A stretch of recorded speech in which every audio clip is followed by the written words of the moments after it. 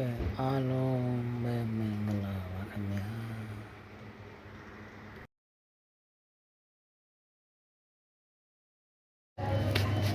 အားလုံးမင်္ဂလာပါ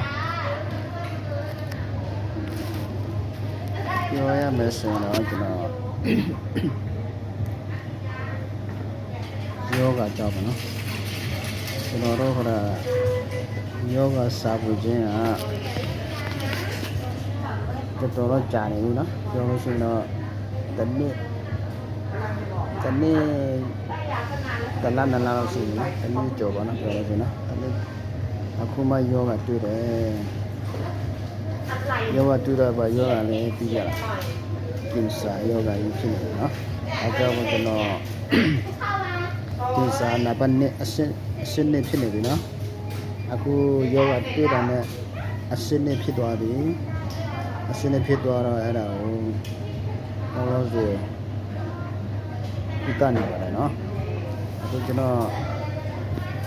လည်းဖမ်းမဆိုကျွန်တော်မသိဘူးကျွန်တော်ဘယ်ဖြစ်လဲဆိုတော့နေ့ချိန်မှာလေအဲ့ဒီနေ့ချိန်မှာသူ့ရဲ့စလစ်တမှာတွေးတွေဖြစ်လာတယ်တခါ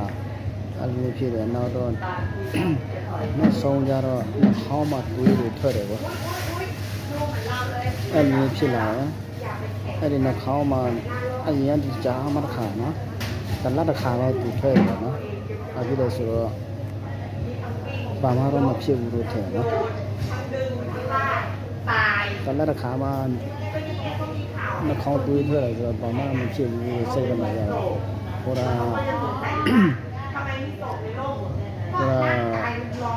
အပူကန်တယ်လို့ပါတော့အဲ့လိုစိတ်ထင်တယ်နော်စီမတော်ပြဘူးဒါမှစီမတော်ပြတော့အခုကြာထားလိုက်တော့တစ်ခါတလေဖြစ်ခဏဖြစ်တော့ကျွန်တော်တို့လည်းကိုယ်နဲ့တရားတွေစားတောက်တယ်ဟုတ်လားအဲ့လိုဖြစ်တယ်နော်စားတောက်တယ်နောက်တော့မောယောဂဘာယောဂတော့မသိတော့အကျဲတို့ဘာတွေတောက်တယ်ဘောပုံမှန်အကျဲတို့ဘာတွေတောက်တယ်မသိလို့ဘာယောဂမှမသိဘူးနော်အဲ့ဒါတော့ရှစ်တယ်ကွာဒီဆေးဥမာလာရှိတယ်ပြီးတော့စီးတွေရှိတယ်ကွာနောက်တော့ကျွန်တော်တို့နာတို့ဘာလို့ပေါ့နော်နာတို့ဘာလို့ဟိုနာဒီကဆလစ်ရှိတယ်ကွာဆလစ်ကဘာဖြစ်လဲဆိုတော့တီဗီယောဂတို့ဘာလို့ရှိလာတော့အဲ့လိုမျိုးပေါ့နော်တီဗီယောဂတများရှိတယ်ဘယ်နဲ့3ရက်တစ်ပတ်တည်းမှာကလုံး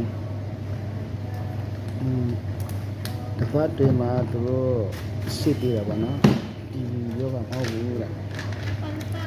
ครับ